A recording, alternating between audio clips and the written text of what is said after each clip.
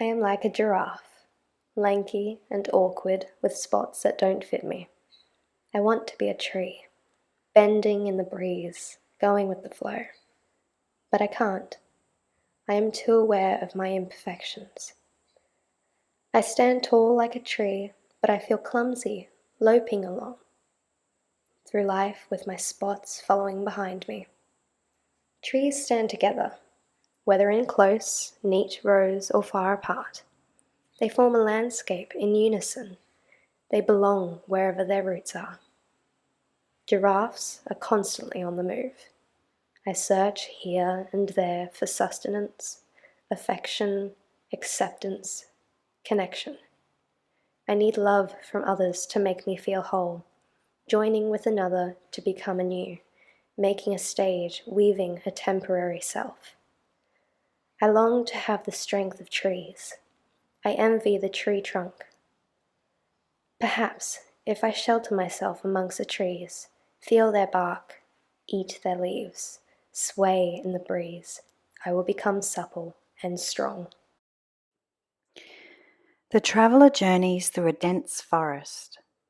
Through the darkness, she comes across a tree. It stands tall and thick, the most rotund tree she has ever seen.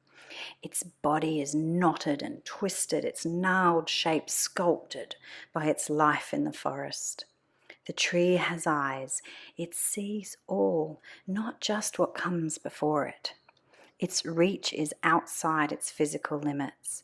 It houses a kind of atmospheric brain of flowing consciousness and knowledge learnt, shared, and given. It uses wind to whisper the questions arising from the traveller's thoughts. It speaks. I am the tree of knowledge and wisdom. I am a sacred link with history. I am a universal essence. I hold the stars and the black space in between. I am a life cycle. I am 600 rings old and I constantly grow in knowledge, inhabited by different peoples and wildlife. My gnarled hollows, healer hollows, a gatherer and giver of knowledge, a link to Indigenous people of all lands. I catch the dreams and traumas of the passers-by and blow them to the four winds. I am the keeper of legends, the stories held and created within. Birth, death, art, music, giving and taking as required of any one person at any one time, in any one place. The tree asks, and who are you? The traveller replies, I am looking for strength and love, for my place, for where I belong. Upon hearing this, a strange, beautiful music floats down from the treetops. The traveller opens her heart to the vibrations of wisdom. When a tree is cut down, we weep. Knowledge is lost. We are the heart of the planet, of planets, vibrational healers, connectors of life and universe. The tree knows the power of transformation. We have witnessed with wisdom and patience all that has been and will be. We have been forged, art of creation, since the beginning. We offer the gift of collective consciousness, shared life experiences. Our lesson: you are not handed anything in life that you cannot deal with. I am that I am. You are what you are. We are together. The traveller continues on, pondering the tree crone's riddled message with brightened heart. It comes out of nowhere. The traveller falls, a sudden loss of gravity, no knocking against walls, as if the earth sucked her down inside of itself. The traveller is shaken and bewildered by the intensity and suddenness of the fall. In a split second, she went from being surrounded by light and warmth to being consumed by the dark. The bottom of the well is devoid of any light. It is cold. There is nothing to hold on to, no grip, no way out, nothing. How will I escape? Her body asks. She reaches down to feel around her. The floor is cold and brittle.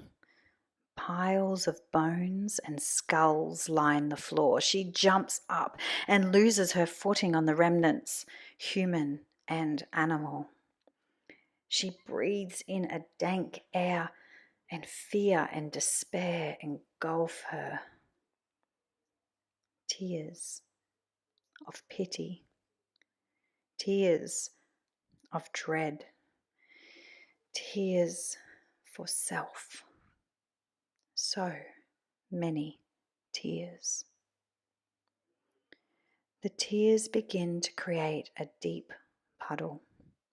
She is wet now with tears. A voice. Be true to yourself. Face your suffering. Cry and cry more. Cry also the tears of others, those who have suffered before, the ancestors, people, plants, and animals who are lost to us but remain close. Cry the tears of present day pain and the tears of all those to come. The tears slowly begin to fill the well, and the earth cries too. The tide of tears lift the traveller up to safety. The bones float to the surface with her. The well bubbles and floods, spilling out over the plains, creating a stream that carries the bones and their memories, pointing out the direction the traveller is to go. Following the stream, the traveller comes upon a tangle of roots. In awe of the majestic, towering she oak, she looks up, its powerful trunk and branches stretching and reaching toward the cosmos. Its reach is so broad it is hard to make out where the she oak ends and the neighbouring trees begin. The day has faded. The traveller is wary of the dark and what she can trust in the wild forest. She sits at the base of the she oak and notices a warm, golden light emanating from its hollow. She climbs up through the woven roots toward it. There is something so familiar about this tree and this hollow, its warm, soft light. Stepping in, she sees that this place has seen many visitors. There are hand and footholds inside the trunk of the vast tree, reaching like a carefully carved staircase to an upper level. Taking one step at a time, she emerges into a beautiful room, a nook, but so much bigger than the tree appeared from the outside. There are feathers and soft tufts of dried leaves and grass, like a giant nest. The warm glow of light floats in the air. She sits down to rest and her body is heavy. Eyelids drooping, she closes them for just a moment. The rich, heady scent of wood and earth and home fills her lungs and her heart as she falls gently asleep at last.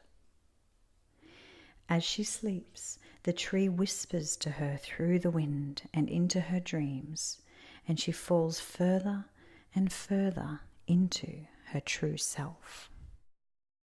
When she awakens, she has clear eyes and a clear mind. She is calm and strong. She gives thanks to the tree as she climbs out of the hollow and onto her path. Back in the thick forest, and not having eaten for some time, ravening hunger and desperate thirst distracts her. She doubts herself and whether her journey will end. Coming upon a clearing, she sees clumps of wild raspberries growing on the edges where the sun has penetrated the darkness. She picks the berries and places some in her handkerchief for later. She wanders on through the waving meadow, bright with poppies. There, on a moss-softened log in the middle of the clearing, she spies a beautiful red velvet box. With great anticipation, she hastens to the log. There is an inscription on the lid: "Delicious, decadent delights."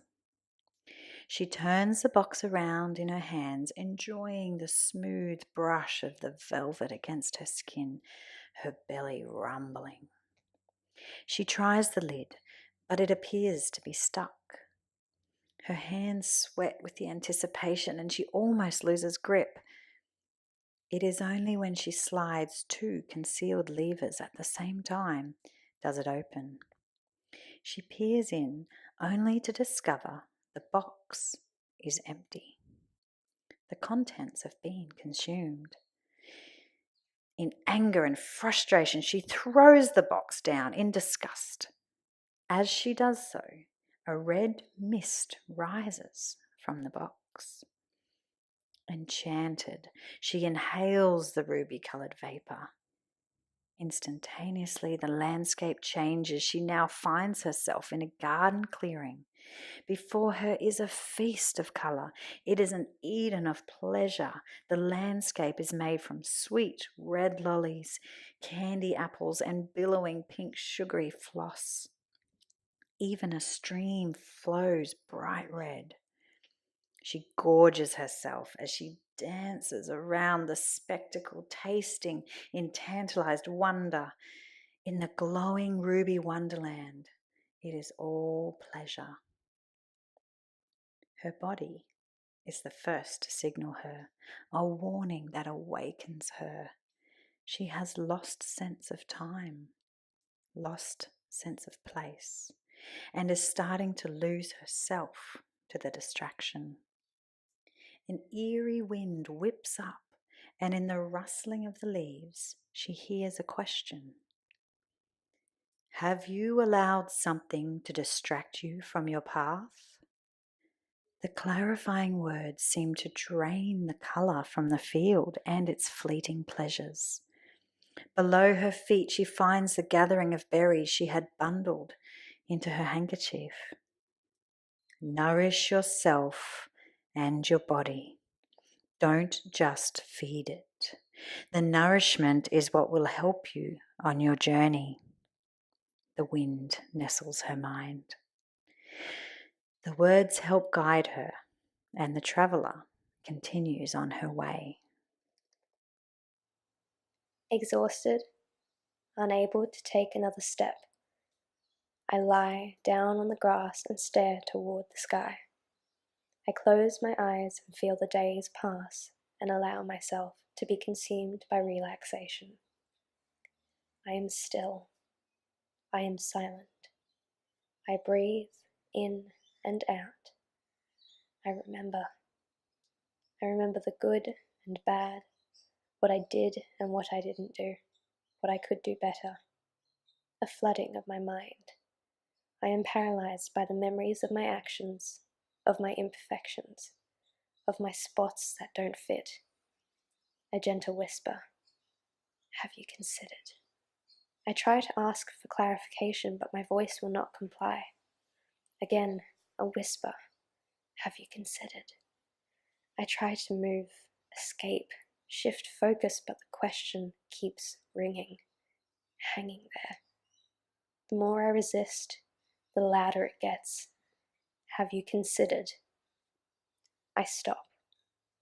I surrender and I consider. I let go. I am still. I am silent. I breathe in and out. The memories are quieter now. I remember with knowledge and strength. The whisper again. Have you considered that maybe you're perfect just the way you are? In that moment, I realized whose voice it was. It was mine. I am the tree.